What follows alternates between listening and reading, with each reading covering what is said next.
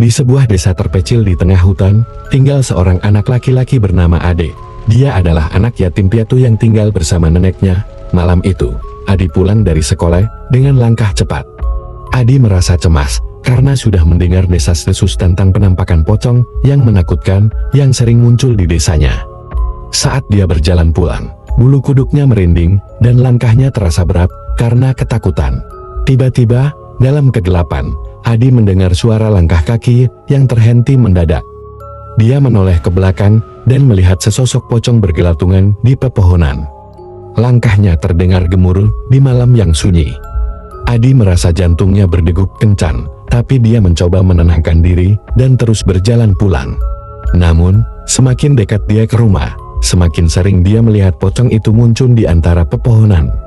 Adi merasa seperti dikejar oleh pocong tersebut yang terus mengintainya dari balik setiap sudut pohon. Ketakutan Adi semakin memuncak ketika pocong itu mulai melayang mendekatinya dengan perlahan. Mata hitamnya yang kosong menatap lurus ke arahnya.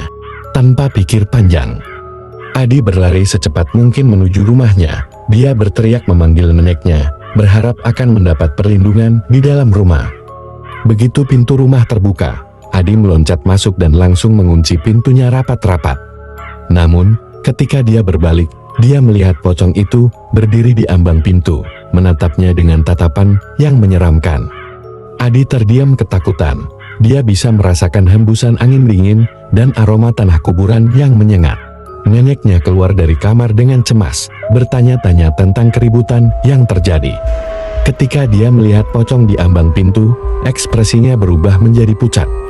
Dengan gemetar, dia menyeret Adi masuk ke dalam kamar dan menutup pintunya dengan keras.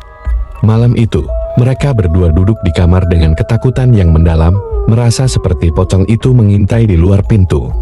Suara langkah kaki yang menakutkan terus terdengar di lorong ruangan, membuat mereka tak bisa tidur sepanjang malam. Keesokan harinya, ketika pagi menjelang, mereka berdua berani keluar dari kamar.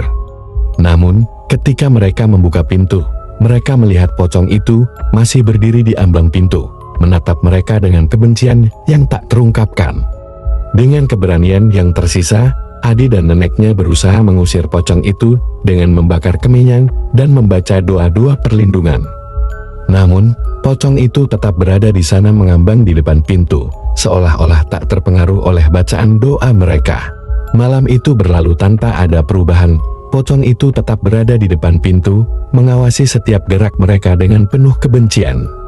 Adi dan neneknya merasa terjebak dalam ketakutan. Saat fajar mulai tiba lagi, mereka berdua menyadari bahwa mereka harus menemukan cara untuk mengusir pocong itu dari rumah mereka. Sebelum kehadirannya merenggut nyawa mereka, dengan hati-hati, mereka merencanakan sebuah ritual kuno untuk mengusir pocong tersebut. Dengan doa-doa yang terdengar, Ade dan neneknya melaksanakan ritual itu di ambang pintu, mengucapkan mantra-mantra kuno sambil membakar kemenyan dan memercikan air suci ke segala penjuru rumah. Adi merasa kekuatan gaib memenuhi udara, mengusir kehadiran jahat pocong itu dari rumah mereka.